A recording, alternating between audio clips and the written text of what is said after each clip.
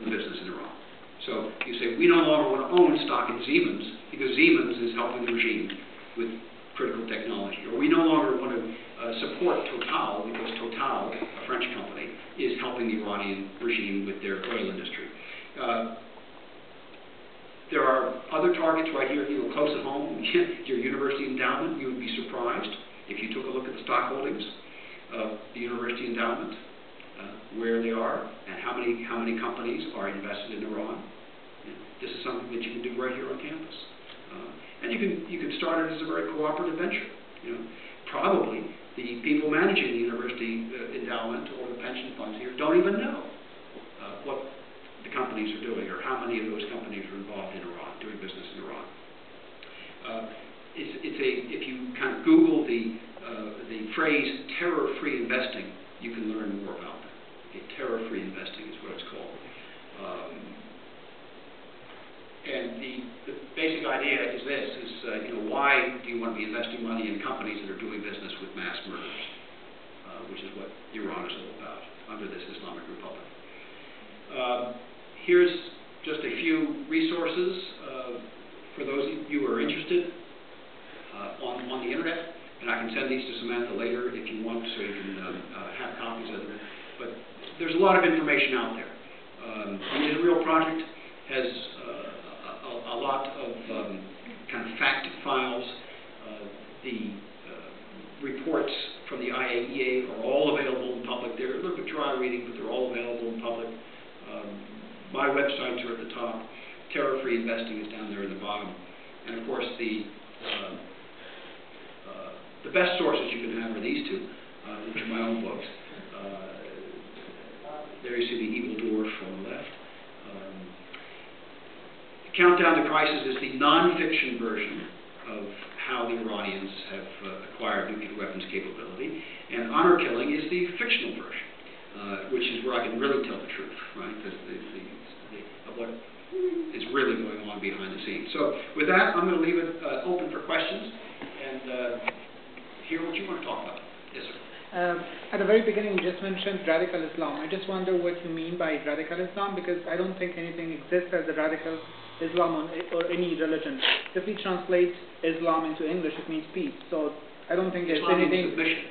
Islamic. Islam means submission.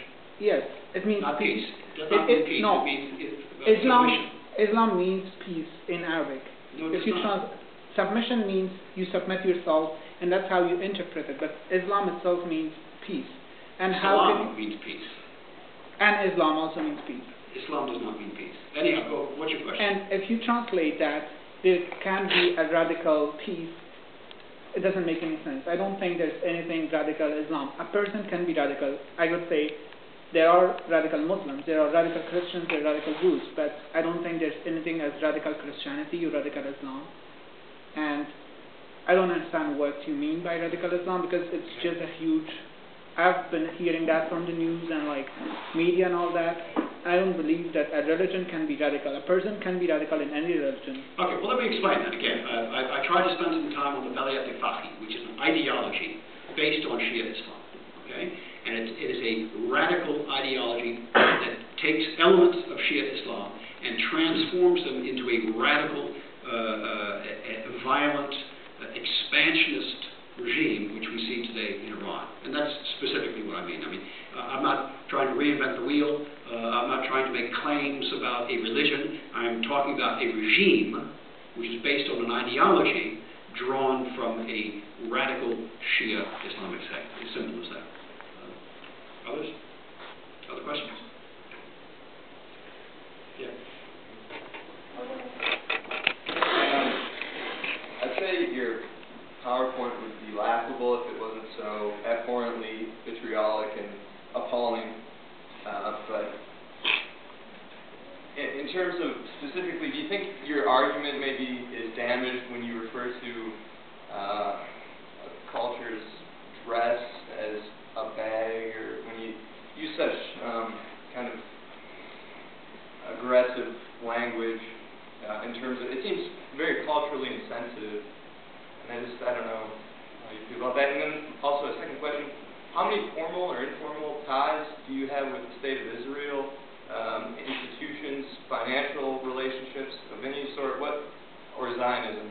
Why don't you just go to Iran if you like it so much then? No, let him ask this question. That's okay.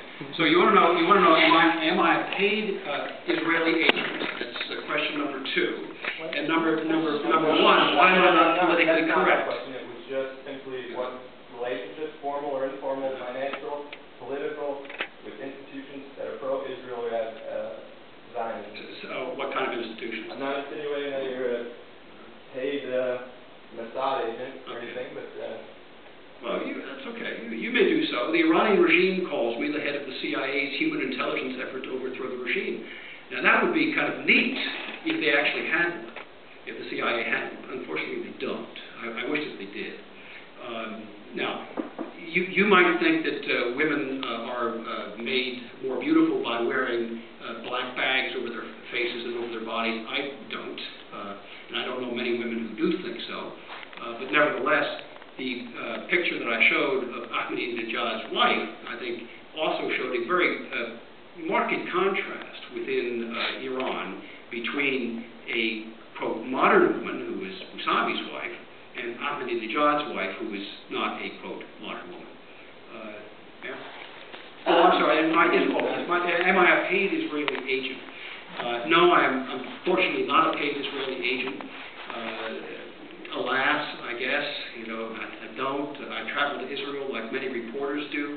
I also travel to the Muslim world a lot, like some reporters do. I have reported from the West Bank. I've reported from Gaza. I have done extensive interviews with Islamic clerics for 25 years, and in fact studied Shia Islam with an Islamic cleric in Paris. Yeah.